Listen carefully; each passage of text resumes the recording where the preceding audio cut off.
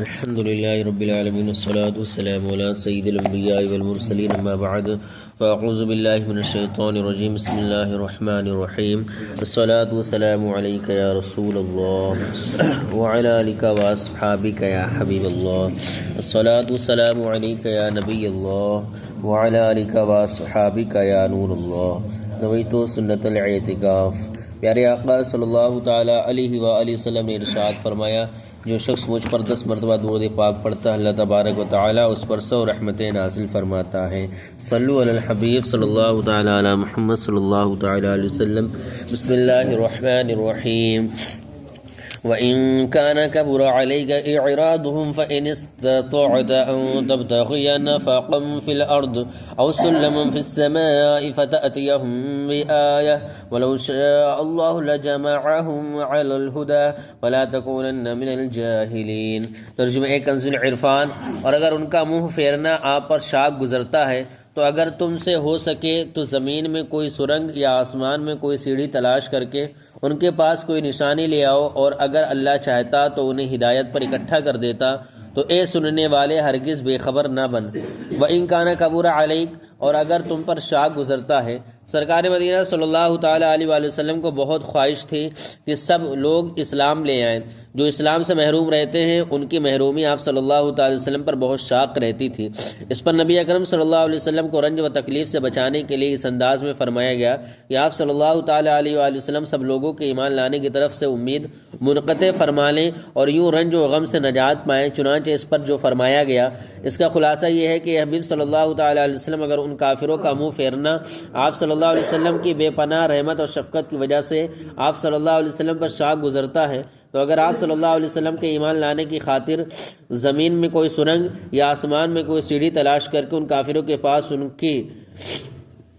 آپ صلی اللہ علیہ وسلم ان کے ایمان لانے کی خاطر زمین میں کوئی سرنگ یا آسمان میں کوئی سیڑھی تلاش کر کے ان کافروں کے پاس ان کی کوئی مطلوبہ نشانی لا سکتے ہیں تو لا کر دیکھ لیں، یہ پھر بھی ایمان نہیں لائیں گے۔ لہٰذا آپ صلی اللہ تعالی علیہ وسلم تسلیم و رضا کے مقام پر رہ کر اس معاملے کو اللہ عز و جل کے حوالے کر دیں، اور اگر اللہ عز و جل چاہتا تو انہیں ہدایت پر اکٹھا کر دیتا، لیکن اللہ عز و جل نے ایسا نہیں کیا۔ انما یستجیب الذین یسمعون والموتى یبعثهم اللہ ثم الیہ یرجعون۔ ترجمہ کنز العرفان۔ صرف وہ لوگ مانتے ہیں جو سنتے ہیں، اور اللہ ان مردہ دلوں کو اٹھائے گا پھر اس کی طرف انہیں لوٹایا جائے گا۔ انما یستجیب الذین یسمعون، صرف وہ لوگ مانتے ہیں جو سنتے ہیں۔ ارشاد فرمائے کہ صرف وہ لوگ مانتے ہیں جو توجہ اور غور و فکر کے ساتھ دل لگا کر سمجھنے کے لیے سنتے ہیں، جبکہ یہ کفار تو مردہ دل ہیں، یہ کیا مانیں گے؟ آخرت میں اللہ عز و جل ان دل کے مردوں کو اٹھائے گا اور پھر اسی کی طرف انہیں لوٹایا جائے گا، اور یہ اپنے اعمال کی جزا پائیں گے۔ وعظ و نصیحت کا اثر بھی تبھی ہوتا ہے جب آدمی ماننے اور عمل کرنے کے جذبے کے ساتھ توجہ کے ساتھ سنے، ورنہ بے توجہی سے سننے کا نتیجہ عام طور پر کچھ بھی برآمد نہیں ہوتا۔ وقالوا لولا نزل عليه آیۃ من ربہ قل ان اللہ قادر علی ان ينزل آیۃ ولکن اکثرهم لا يعلمون۔ ترجمہ کنز العرفان۔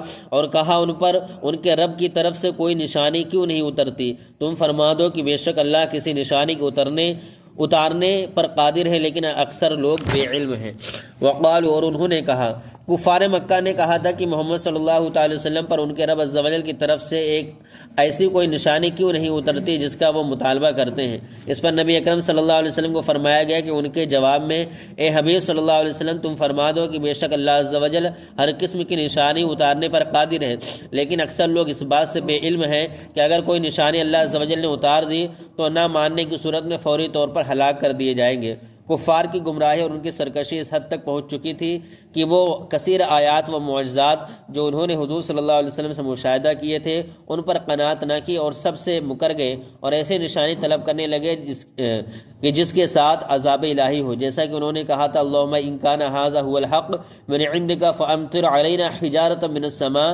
یا رب اگر یہ حق ہے تیرے پاس ہے تو ہم پر آسمان سے پتھر برسا۔ اس پر انہیں فرمایا گیا کہ یہ جاہل ہیں اور جانتے نہیں کہ اس طرح کی نشانی کا اترنا ان کے لیے بلا و مصیبت ہے کہ انکار کرتے ہی ہلاک کر دیے جائیں گے، اور اپنی موت خود اپنے منہ سے مانگ رہے ہیں۔ ان معجزات کا نہ اتارنا بھی حضور صلی اللہ علیہ وسلم کی رحمت کی وجہ سے ہے۔ صلو علی الحبیب صلی اللہ تعالی علی محمد صلی اللہ علیہ وسلم۔